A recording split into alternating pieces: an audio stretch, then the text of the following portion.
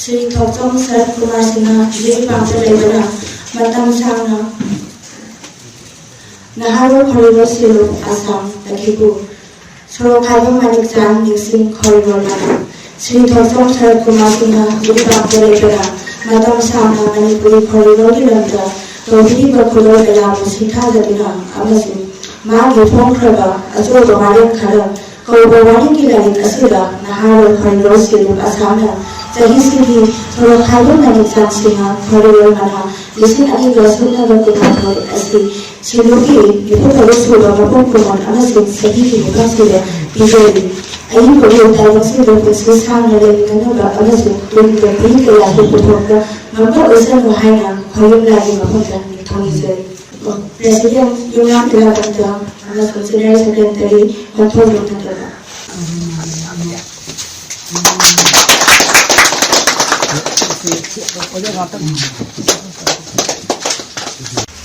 Naharo Corridor Silu Assam Lakipu Dr. Nongthongom Manigopal Nixing Corridor Mana Sri Lokhan Nandakumar Sigar Bokai Motor Lebana Matam Sangha Manipuri Corridor Sahitya Dilanda Tobiri Bakulo Belamu Sitha Dula Amasu Magi Pongkraba Karambaka Sugi Leima Mokthongda Kauba Sayin Larit Asira Naharo Corridor Silu Assamna Jahisihi Dr. Nongthongom Manigopal Nixing Corridor Mana Lisin Ani Rasuna Bakun Asri Siluki Yupu Suba Mapongkumon Amasu Jahihi Pamsida Bijoli Ayin Babu Taimuksida Rosim Sangha Levinanoba Amasu Tunda Kuhikila Hukutoka Maka Usan Muhaina Koyum Lagi Mapunta Tongizari Presiden Ilakanta Yunam Amasu General Secretary Kontrol Yunataba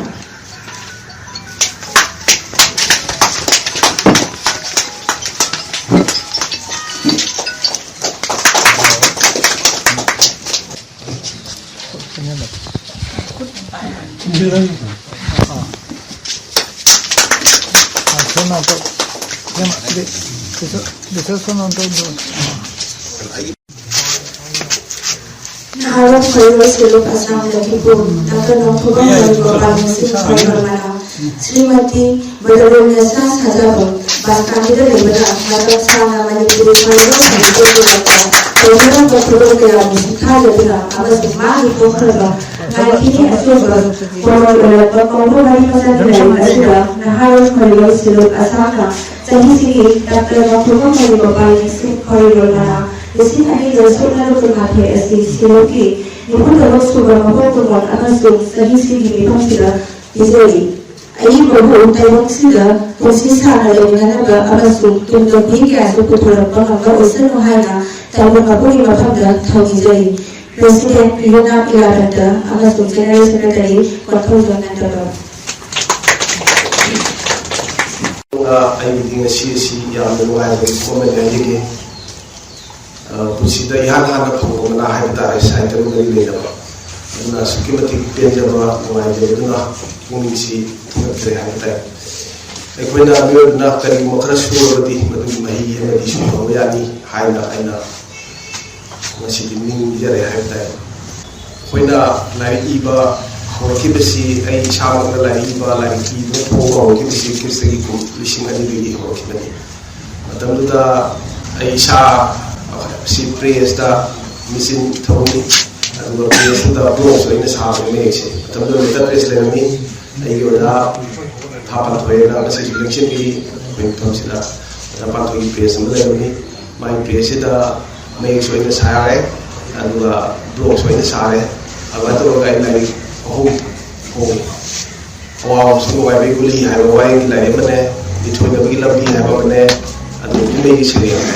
Sakai Humsi, Mato Nisana, Prosaga, a Pedro Ujara, like Shilua, like Pogo. I told Matagi, the Turkish scheme at the Lucian in now computer, computer, I go home. Masih lain makan pore, tapi kalau air waring jadi ada ina isori, waring adalah air dia kerja ada sungai bakul PSC Manipur PSC ada kau masih di komputer atau orang komputer print ada tahu, masih ina mana pun jadi lagi sisu ꯑꯩꯈꯣꯏꯒꯤ computer ꯄꯦꯖꯇ ꯅꯝꯖꯕꯅꯤ ꯑꯗꯨꯒ ꯑꯩꯅ ꯑꯩꯒꯤ ꯅꯠꯇ ꯋꯥꯔꯦꯡꯗ ꯏꯈꯤꯕ ꯂꯥꯏꯔꯤꯛꯁꯤꯡꯗꯤ ꯑꯋꯥꯕꯁꯨ ꯅꯨꯡꯉꯥꯏꯕꯤ ꯃꯤꯊꯣꯏꯕꯒꯤ ꯂꯝꯕꯤ ꯏꯆꯥ ꯊꯣꯏꯒꯤ ꯏꯕ ꯆꯤꯊꯤ ꯍꯥꯏꯅ ꯑꯩꯅ ꯊꯑꯣꯏꯅ ꯋꯥꯔꯦꯡ ꯑꯣꯏꯅ ꯂꯥꯏꯔꯤꯛ ꯑꯣꯏꯅ ꯏꯈꯤꯕꯅꯤ ꯑꯗꯨꯒ ꯍꯧꯖꯤꯛꯀꯤ ꯑꯁꯣꯏꯕ ꯋꯥꯔꯦꯡ ꯈꯔ ꯍꯥꯏꯕꯁꯤꯗꯤ ꯇꯣꯉꯥꯟ ꯇꯣꯉꯥꯟꯕ ꯃꯦꯒꯥꯖꯤꯟꯗ ꯀꯔꯤꯗ ꯐꯣꯡꯈꯤꯕ ꯃꯌꯥꯝꯗꯨꯅ ꯄꯨꯟꯁꯤꯜꯂꯒ ꯀꯝꯄꯥꯏꯜ ꯇꯧꯔꯒ ꯑꯗꯨꯃꯥꯏꯅ ꯇꯧꯗꯅ ꯃꯥꯒꯤ ꯑꯔꯣꯏꯕ ꯋꯥꯔꯦꯡ ꯃꯌꯥꯝꯗꯣ ꯑꯩꯅ ꯄꯨꯟꯁꯤꯜꯂꯒ ꯑꯗꯨꯃꯥꯏꯅ ꯐꯣꯡꯈꯤ ꯑꯗꯨ ꯊꯣꯏꯗꯣꯛꯅ ꯑꯩꯈꯣꯏꯒꯤ ꯈꯣꯔꯤꯔꯣꯜꯅ ꯅꯍꯥꯔꯣꯜꯁꯤꯡ ꯅꯠꯇ꯭ꯔꯒ ꯏꯕꯁꯤꯡꯗ ꯈꯪꯕꯤꯗꯨꯅ ꯁꯨꯃꯥꯏꯅ ꯇꯧꯗꯅ ꯏꯀꯥꯏꯈꯨꯝꯅꯔꯤꯕꯁꯦ ꯌꯥꯝꯅ ꯅꯨꯡꯉꯥꯏꯖꯩ ꯍꯥꯏꯖ ꯇꯥꯔꯦ ꯑꯩꯒꯤ ꯂꯥꯏꯔꯤꯛꯒꯤꯗꯤ ꯑꯁꯨꯛꯀꯤ ꯃꯇꯤꯛ ꯄꯦꯟꯖꯔꯦ ꯑꯗꯨꯅ ꯑꯁꯤꯒꯨꯝꯕ ꯊꯧꯔꯝꯁꯤ ꯇꯨꯡꯗꯁꯨ ꯃꯇꯝ ꯁꯥꯡꯅ ꯇꯧꯕꯤꯗꯨꯅ ꯍꯧꯔꯤꯕ ꯑꯉꯥꯡꯁꯤꯡꯗ ꯏꯅꯤꯡꯕꯒꯤ ꯃꯣꯠ ꯄꯤꯕꯤꯅꯅꯕ ꯈꯣꯏꯔꯣꯜꯗ ꯈꯣꯏꯔꯣꯜꯒꯤ ꯊꯧꯔꯝꯁꯤꯡꯗ ꯍꯥꯏꯖꯔꯤ ꯑꯗꯨꯝ ꯁꯥꯡꯅ ꯈꯣꯏꯔꯣꯜꯒꯤ ꯄꯨꯟꯁꯤꯁꯤꯡꯕꯨ ꯍꯥꯏꯕ ꯊꯝꯖꯔꯒ ꯑꯩꯅ ꯀ꯭ꯂꯥꯁꯁꯤꯗ ꯂꯣꯏꯁꯤꯟꯖꯔꯤ ꯑꯩꯒꯤ ꯁꯩꯔꯦꯡ ꯂꯧꯐꯦꯜ ꯑꯁꯤ 90ꯗꯒꯤ ꯁꯨꯝ ꯁꯩꯔꯦꯡ ꯏꯕ ꯍꯧꯔꯛꯏ ꯈꯣꯔꯤꯔꯣꯜꯗ ꯅꯨꯡꯊꯤꯜ ꯍꯥꯏꯕꯗꯁꯤꯗ ꯈꯣꯔꯤꯔꯣꯜ ꯑꯣꯐꯤꯁ ꯂꯩꯔꯤꯉꯩꯗ ꯁꯩꯔꯦꯡ ꯊꯤꯕ ꯌꯥꯝ ꯍꯥꯟꯅ ꯍꯧꯈꯤ ꯁꯨꯝ ꯂꯥꯛꯄꯅ 1999ꯗ ꯂꯩꯔꯤ ꯅꯨꯡꯉꯥꯏꯕ ꯁꯤꯕ ꯀꯌꯥ ꯍꯧꯕ ꯁꯩꯔꯦꯡ ꯂꯩꯗꯨꯅ ꯑꯩꯅ ꯐꯣꯡꯖꯈꯤ ꯑꯩꯕꯨ ꯑꯦꯋꯥꯔꯗ ꯑꯃ ꯈꯣꯔꯤꯔꯣꯜꯅ ꯄꯤꯕꯤꯕꯁꯤ ꯑꯩ ꯌꯥꯝꯅ ꯍꯔꯥꯎꯖꯩ ꯊꯃꯣꯏꯗ ꯍꯥꯏꯐꯝ ꯈꯪꯗꯅ ꯍꯔꯥꯎꯖꯩ ꯆꯥꯎꯔꯕ ꯑꯦꯋꯥꯔꯗ ꯑꯗꯨ ꯐꯪꯕꯗꯒꯤꯁꯨ ꯍꯦꯟꯅ ꯑꯩꯉꯣꯟꯗ ꯍꯔꯥꯎꯖꯩ ꯑꯩꯒꯤ ꯏꯔꯝꯗꯝꯁꯤꯅ ꯑꯩꯕꯨ ꯁꯛ ꯈꯪꯕꯤꯕꯁꯦ ꯑꯩꯅ ꯈꯖꯤꯛꯇꯪ ꯏꯕꯒꯤ ꯂꯝꯗ ꯍꯩꯖ ꯁꯤꯡꯖꯕꯁꯨ ꯅꯠꯇꯦ ꯑꯗꯨꯕꯨ ꯑꯩꯉꯣꯟꯗ ꯄꯤꯕꯤꯔꯤꯕ ꯏज्ꯖꯠ ꯁꯟꯃꯥꯟ ꯑꯁꯤ ꯌꯥꯝ ꯍꯔꯥꯎꯅꯤꯡꯉꯥꯏꯅꯤ ꯑꯩꯒꯤ ꯑꯣꯏꯅꯗꯤ ꯊꯥꯒꯠꯆꯔꯤ ꯃꯌꯥꯝꯕꯨ ꯑꯗꯨꯒ ꯑꯩ ꯌꯥꯝꯅ ꯍꯩꯗꯣꯛ ꯁꯤꯡꯗꯣꯛꯄꯁꯨ ꯅꯠꯇꯦ ꯑꯩꯒꯤ ꯑꯣꯖꯥ ꯅꯣꯅꯤꯒꯣꯄꯥꯜꯒꯤ ꯃꯤꯡꯗ ꯀꯠꯄ ꯑꯦꯋꯥꯔꯗ ꯑꯩꯅ ꯐꯪꯕꯁꯦ इखुदना सरगा लांबा फंगबगुमनी अयबु डिग्रीदा ताकवी तंबिरखिबा ओजानी अय मणिपुरीदा ऑनर्स लौरई ओजाना लिंग्विस्टिक ताकवी ओजाना इकोय कोइनदे वारी बता यामना सानाजै ओजागा इगा यामना नुसी ओजादो अदो ngasiदी अयगी ओजागी माइथोंदो अय संग उरई अयगी इमांगदा ओजादो अयबु ताकवी तंबिरी बोयसु खलाई लिंग्विस्टिक तनतना ताकवीदबा लेते वारी मचा इबा वारी मचागी मरमदा नैनबा नुपी सिंगसिबु बद्रुने साइदी लेरांग ओइना लौई अदुना अयगी वारी मचादा लेरांग हाइबा मिंथोन से कैरेक्टर से यामना सिजिन्ना जै हैन हाय अयसु ओजागी मतौ तंबा ओइना लेहाव लेरे अय यामना थोनजै ओजादागी तमजबनी मसी अइना नुपी गे मिंगसे लेरांग पांखंगनबसे अयबु ओजाना ताकपीरंबनी ओजादागी अइना तमजहौबनी मसी माइंगोंदा चुदना लेहौरे ओजाना तंबिरंबदगी अइना ओजाबु कावजदे नोंग नुमित अमा फावबा ngasi asumna ojaagi mingda katpamana aina phangani haibase aigi manglan da phawa khanjaki da bawa wakhalni ando aigi ojadu ningsingi kawana de mayamna aibu ningsingbiba aigu nungsibiba se masigi laman se aina singba ngamgani su thajade aigi thamoida mayamgi nungsiba se puraga thamli aina yokli thamoida mayamgi nungsiba bu ai mayambu thagatseri asi hairaga losinjaraga aigi iba hogalapagi khongchatta khorirol si yaudaba yadaba masidagi aigi ibagi lam asi hariba mafam sidagi haujarapani ngasai aigi marup aiba lokhamnanda kumar adagi ai isama koi iba hogalapada nauna khorirol da saireng si hapadagi thengnabani matamda naha oina yam nungaina ekoi ani yamna ngaumina khiba adagi phamina dana